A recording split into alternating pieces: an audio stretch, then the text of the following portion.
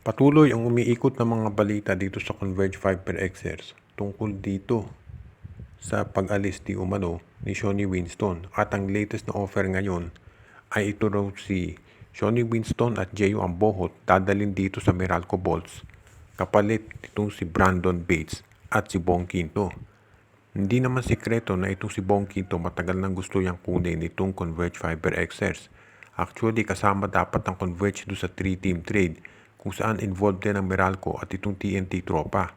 At dapat si Kevin Alas sa TNT mapupunta, si Bong Quinto dito sa Converge at mga additional players naman sa Meralco. Pero dahil nga nagkaroon ng ACL injury itong si Kevin Alas ay hindi na natuloy ang ganitong transaction. Ngayon mukhang gustong buhayin na naman ang Converge at ang ibibigay nila ay itong si Shawnee Winston at itong si Jeyo Ambohot. Yung Jeyo Ambohot for Brandon Bates trade mukhang okay naman yan. Parehong batang player, parehong matangkad at parehong may potensyal. Ngayon ito naman si Bong Quinto at si Shawnee Winston. Mukhang okay din yan. So sa tingin ko hindi magkakaproblema kung itong trade na to ay isa katuparan. Kinakailangan na natin i-consider kasi syempre ang Meralco medyo hesitant talaga. Napakawalan itong si Bong Quinto dahil napaka-importanting player niya sa rotation nila. At ito ay isang two-way player, offense at defense. Pero ito si Shawnee Winston naman, ang laki ng potential niyan bilang isang scorer at pwedeng ipalit dito kay Chris Newsome kapag ito ay tinrade na nila. Samantala naman, itong si Mikey Williams ay parang kung kani-kaninong teams na lamang inilalako nitong TNT Tropang Giga. Ang isang balita dyan ay bibigay daw to sa Northport para kay William Navarro.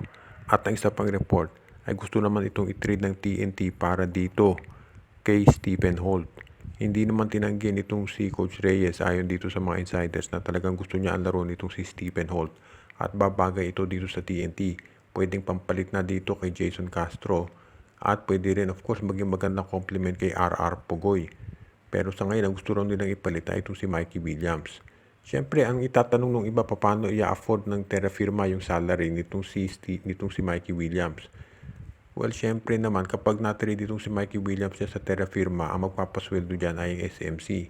At magbilang kayo ng isang conference o baka actually kung diretso, baka pag na-trade si Mikey dito sa Terra Firma, dalhin yan kagad dito sa San Miguel, Ginebra or dito sa Magnolia Chicken Templados at mga bench players ang makukuha ng Terra Firma.